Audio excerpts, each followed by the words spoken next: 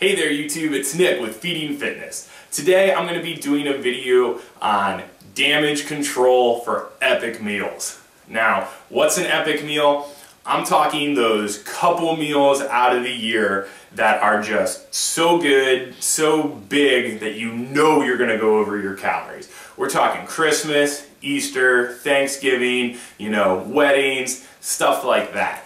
I'm going to talk about how we can control damage because there's no way I would suggest to any of you guys that you try and count calories, weigh food, track in MyFitnessPal on the holidays. Easter is tomorrow, and if you're going to bring your food scale to Easter dinner, don't be that jerk. Really don't.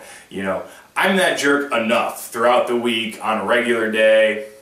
Gotta weigh everything, gotta track everything. I'm out to dinner with my friends and I'm feverishly looking at the menu and looking at MyFitnessPal. Alright, you know what, on Easter, not gonna happen, and I'm not advising any of you guys to it either. I'm going to talk a little bit about how you're probably not doing as much damage as you think, and then I'll go into a little bit on how you can minimize damage. Now, first, what do I mean by damage? Alright, if you're actively trying to lose weight, which I think most of you are, damage is the amount you eat over your maintenance, not over your daily calories. If you're trying to lose weight, you should already be in a deficit. So let's use a 150-pound female eating 1,500 calories a day as an example. We'll say she's eating those 1,500 calories and she's losing about a pound a week, which is what we're going for. Well, that means she can probably eat about 2,000 calories a day and maintain weight. So you've already got an extra 500 calories right there. You can go 500 over your target because your target was to lose weight. So we add 500 and now we're maintaining weight. In 1 day of maintenance, that's not an issue. But 2,000 calories, that's still not going to cover the Easter brunch buffet that you might be going to tomorrow. So how much damage are we really going to do? Well, 1 pound of fat, 1 pound is about 3,500 calories, okay? So if our 150-pound female eats 5,500 calories tomorrow, and that's a lot. I'm thinking that's what I'll eat tomorrow, and I'm a 200-pound guy with a ravenous appetite. So I think our 150-pound female will probably not come anywhere close to that. But say she's a crazy eater and she eats an entire cheesecake, which is it's whatever. 1 pound. 1 pound is all she's going to gain if she eats 5,500 calories. And she set up her diet so she's losing a pound a week. So Easter is going to only undo 1 week. 1 week. And that's, really, I don't think a lot of you 150-pound girls are going to eat 5,500 calories. I don't think you're going to do it. But if you did, all you would be messing up is 1 week. So take that for what it's worth. I don't think that's that big of a deal.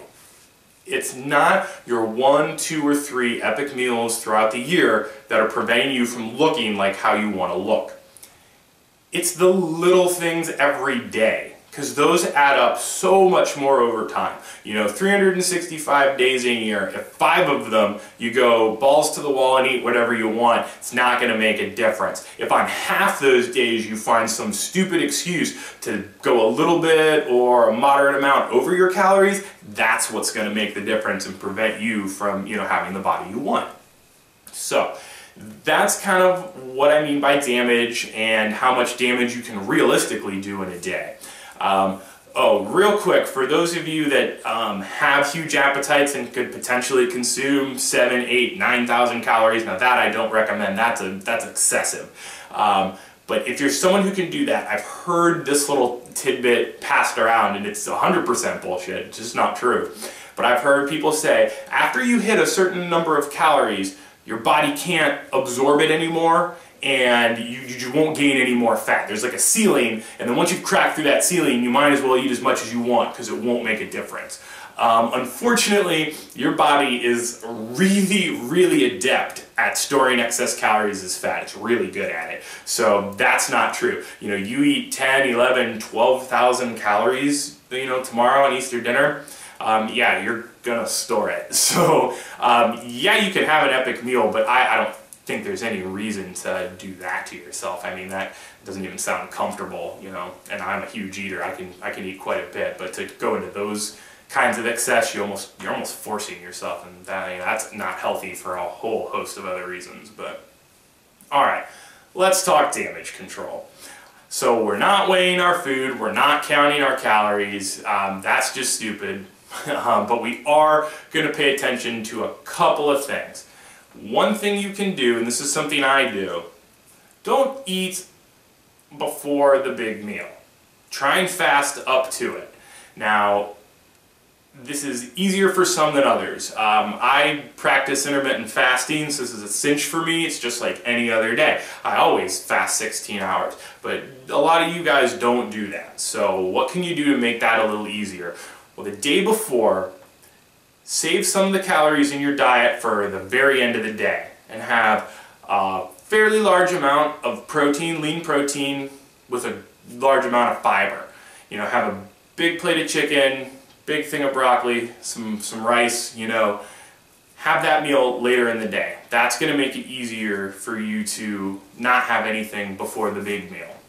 And if you're able to do it, I would encourage that you don't eat anything after the big meal either. That's what I'll do. I'm going to brunch tomorrow at about 2 o'clock. It's going to be the only thing I eat tomorrow. And like I said, for me, that's cake. I don't have any trouble doing that. You guys might have a little problem. So if you absolutely have to eat either before or after the big meal, lean protein, vegetable. That's what you want to be eating, because it's going to keep you full, and the calories, they're just not there. You know, you're not going to add too much more to your already, you know, excessive calories. When the big meal rolls around, one little trick you can do is focus on protein. If you make protein the biggest portion of what you eat that day, it's going to help minimize your amount of fat storage for a few reasons. First, protein is filling. You're just gonna, if you eat more protein, you're gonna eat less total. That's true for almost everyone I've talked to. You know, so have seconds and thirds on the ham or the turkey or the roast, and try and save like the cheesy potatoes and the awesome desserts. You know, try and just have one of those if that's what you want to do. But that's just one little trick to help you eat less while still getting to basically, you know, binge and gorge and have your fill. The other reason eating the majority, or eating a large amount of protein, letting it be the dominant macronutrient of the meal, will help you is what's known as the thermic effect of food. The body can turn dietary fat into stored fat with almost no energy at all. All right, it's a very simple thing for the body to do. The body can turn excess carbohydrate energy into fat without much trouble. There's some conversions that need to go on, but it's not that hard. Protein is much more difficult to store as body fat. It's doable. By no means can your body not do it. Your body can do it, but it requires a little bit more energy for the body to turn protein into stored fat than carbs or dietary fat. So how much that's going to help you, I don't know. There's not really enough research out on it, but it seems to be the case that if you eat a heavy concentration of protein for these meals, that overall you'll have less storage, whether it be because you just ate less total or because the body has storage issues with the protein, whatever, it tends to work. So I'm going to go ahead and recommend it. And finally, which this might be the most important, if you disregard everything else I've said, I'm even okay with that, because this is really just a couple times a year. But focus on what I'm about to say now. This will be more important than anything else. Tomorrow, after the meal's over and you wake up, you're right back at it. You're right back to your diet. You're right back to counting your calories. Don't increase your dietary restriction to try and make up for the day. We're not going to do that. In all honesty, you probably only undid 1/2 to 1 week's worth of progress. That's not a huge deal. Just get right back at it and start your diet back up again. That is the one thing that an epic binge can really destroy. When you get into the mindset of, oh, I had so much yesterday, so I don't even care what I have today. It's not going to make a difference. I already ruined everything on Easter, so what's it matter if I count my calories today? That's just so bonehead of a way to think. Like, just get right back at it. And that way you don't have to feel guilty about yesterday. Please, the one thing I don't want you to do is wake up the day after you had a big meal and feel guilty. Don't feel bad. It's okay. I'm telling you, you're going to be fine. Just get back at it and then start your diet again. You're right back on your diet. You're going to have success, and those couple epic meals you have through the year, they're not going to make a difference. So, I hope this was informative. I hope this helps some of you guys, and I hope it'll just set you at ease, because I've seen it too many times. People stress over this big meal because they're so worried about breaking their diet. It's the holidays. You're going to spend it with your family. Have a good time. You know, more than anything, you should enjoy yourself tomorrow. So I'm hoping some of the things I talked about in this video will set you at ease and allow you to have a good holiday. So happy Easter to all of you who celebrate it. And if not, I'm sure I'll repost this video around Thanksgiving and around the winter holidays too. So that's really all I have. Please, if you liked the video, go ahead, hit the thumbs up, give me the like, subscribe to the channel if you haven't already. Questions in the comments below or over on the Facebook page. And I'll see you next time, guys. Thanks.